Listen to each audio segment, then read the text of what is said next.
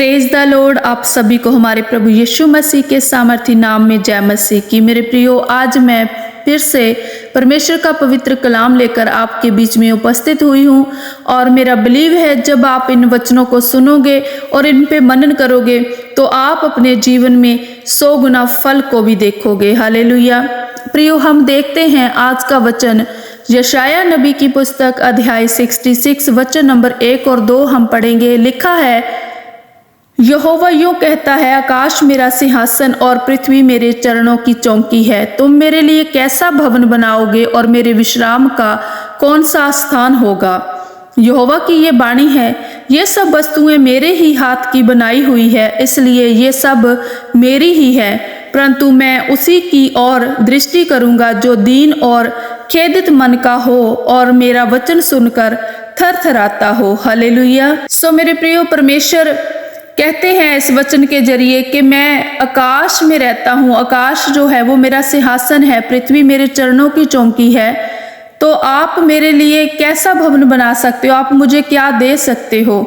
क्योंकि जो कुछ भी प्रियो आपके पास है, जो कुछ भी हमारे पास है पृथ्वी पे, वो सब कुछ परमेश्वर का दिया हुआ है और परमेश्वर के दिए हुए में से हम उसे क्या लौटा सकते हैं।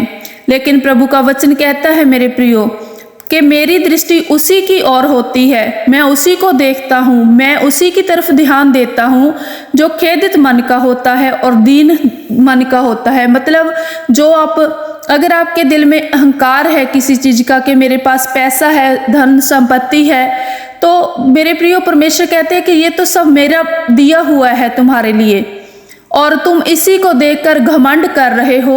ये तो मैं किसी भी समय अगर चाहूँ तो ले लूँ, लेकिन मैंने तुम्हें दिया है, इसमें से तुम मुझे कुछ नहीं दे सकते क्योंकि ये मेरी ही बनाई हुई चीजें हैं।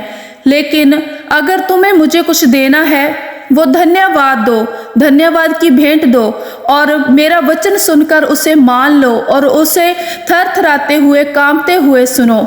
ये ना समझो कि हम जस्ट एक किताब है वो पढ़ रहे हैं, ठीक है, लेकिन जब आप बाइबल के वचनों को पढ़ते हैं मेरे प्रियो, ये परमेश्वर के मुख से निकले हुए वो वचन है जो तीर के समान हमारे जीवन में काम करते हैं। जैसे एक तीर कमान से निकलकर खाली वापस नहीं लौटता, उसी प्रकार परमेश्वर का कहा हुआ वचन भी मेरे प्रियो कभी भी हमारे जीवन में अपना काम पूरा किए बिना पीछे नहीं लौटता। क्योंकि जिस प्रकार बारिश होती है मेरे प्रियो और वो धरती को सींचती है और वहां से हमारे लिए अन्न उपजता है, उसी रीति से परमेश्वर का निकला हुआ मुख से वचन भी हमारे जीवन में फल लेकर आता है।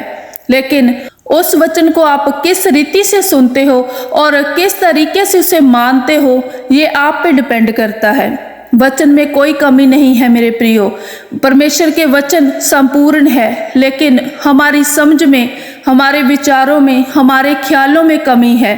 अगर कोई वचन हमारे जीवन में पूरा नहीं होता तो इसका मतलब ये नहीं है कि परमेश्वर के वचन अधूरे हैं।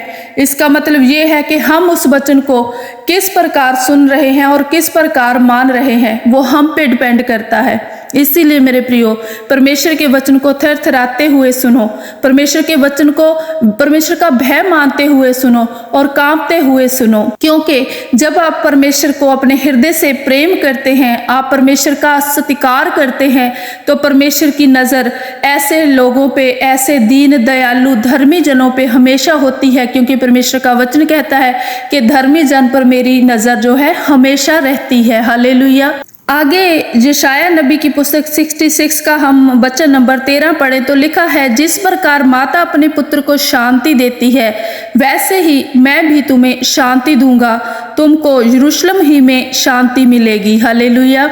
मेरे प्रियो, परमेश्वर कहते हैं कि जिस प्रकार माँ बाप चाहते हैं हमेशा कि हमारा बच्चा खुश रहे, आनंदित रहे, उसी प्रकार मैं भी चाहता हूँ कि मेरी जो प्रजा है वो आनंदित रहे, वो खुश रहे और ये शांति तुम्हें तब ही मिल सकती है जब तुम परमेश्वर को अपना उद्धारकर्ता मानो। और ये शांति प्रभु का वचन कहता है कि आपको यरूशलेम में ही मिलेगी, और मतलब परमेश्वर के अनुग्रह से ही आपको ये शांति मिल पाएगी।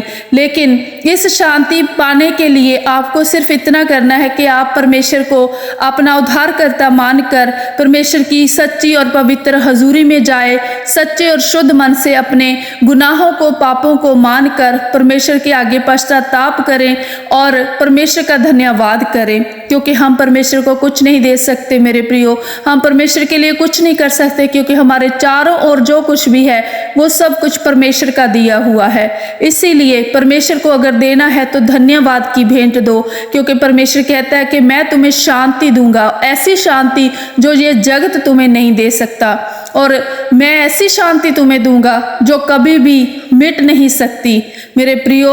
इसलिए आप परमेश्वर के करीब जाएं। और वचन नंबर 22 में लिखा है, क्योंकि जिस प्रकार नया आकाश और नई पृथ्वी जो मैं बनाने पर हूँ मेरे सन्मुख बनी रहेगी, उसी प्रकार तुम्हारा वंश और तुम्हारा नाम भी बना रहेगा। यहोवा की यही वाणी है। हालेलुया।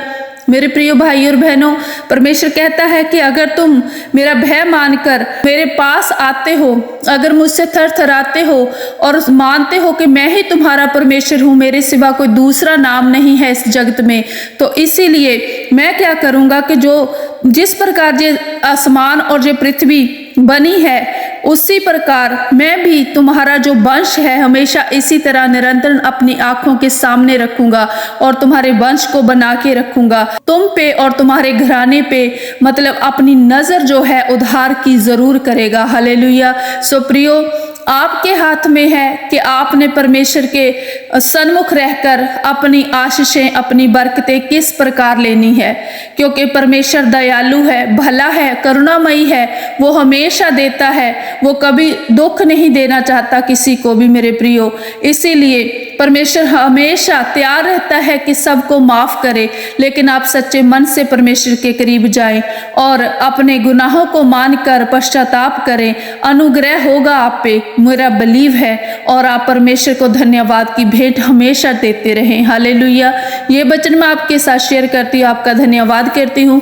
परमेश्वर आपको ब्लेस करे, बहुतायत की आशीष दे, और आज के वचन आपके जीवन में 100 गुना फल लेकर आए। हालेलुया। आप सबको जय मसीह की।